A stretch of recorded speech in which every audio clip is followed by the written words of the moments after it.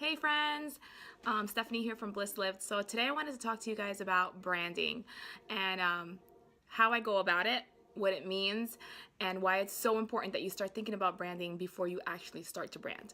So there's a few different kinds of branding. There's personal branding, and then there's company or brand specific branding. So what some people think is personal branding is separate from whatever your brand image is, but they're actually both one and the same.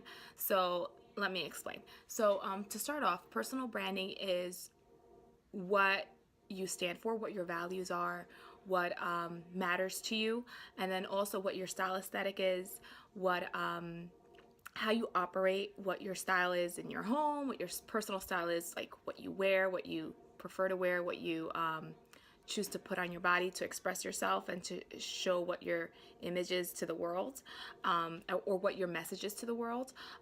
Also, how you communicate, what kind of things you support, how you express yourself. Are you more gentle? Are you more aggressive? Are you more straight to the point? Are you more philosophical? Are you persuasive? Are you more of a quiet person, or are you more of an extrovert? So all those things play into your brand.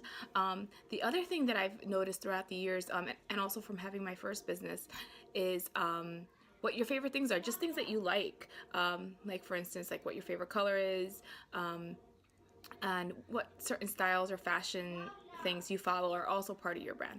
So really getting a good grasp on that and understanding that is going to really help when you're thinking about launching a brand, whether that's a blog, whether that's a stay-at-home business, or a brick and mortar kind of setup. So one of the first things that I did with my first business, when I was an event planner, and then I transitioned into a rental business, and then while I was doing that, I was thinking about transitioning into and I was going to school to become a professor. So what I used for my event planning business was I really tapped into my creativity and my love for aesthetic and for beauty and that kind of side of me. So you have to do some personal work, some introspection, some soul work, and really think about what the different facets of yourself are and which one you want to communicate to whatever it is that you're venturing into. So with event planning, it's a very creative space. So I had to really tap into that. And I chose really playful colors. I really love aqua, so I chose playful colors. At that time, I was raising my children, so I chose to go with really light pastel colors. At that time, it was really on trend to use mints and ivories and peaches, so I went with that as well because I really liked it.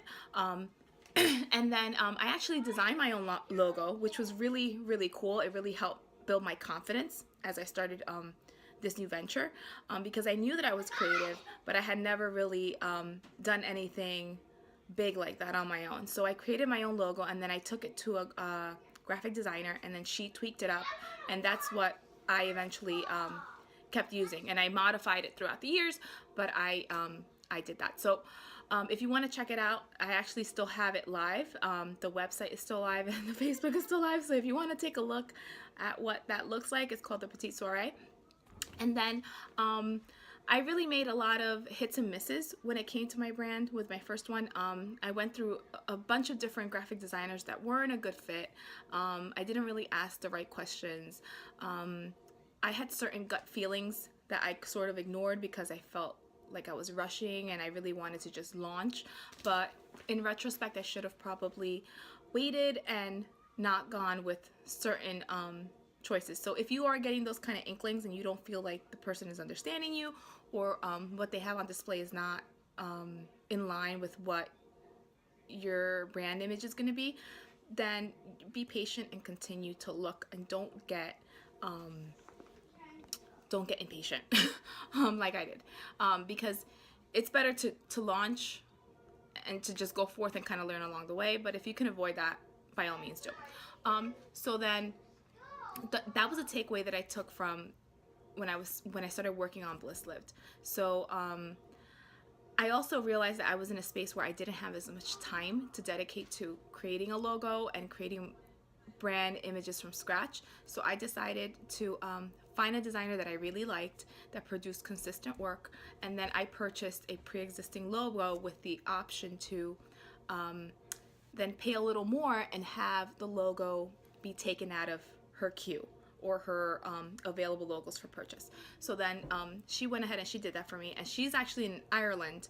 So I mentioned that because through my event planning business, I've worked with people from all over the place. Designers that have helped me with stationery and that have just a cool vibe. And they've been in Australia, England, all over the place. So really the sky's the limit. You don't just have to limit yourself to a designer that's in the United States. Really look out there, look at Fiverr.com, look at all these different lean companies that are helping entrepreneurs to start with a really low cost but have better, but you're able to really tap into really good talent from all over the place. So that's the other thing. And kind of lost my trail of thoughts. So yeah, I think for now that's it. If I missed anything that you wanted to know about, please leave it in a comment and I'll post another video. So those are some things that you should really take in consideration when you start your brand, and I hope that helps. So I'll see you guys soon. Bye.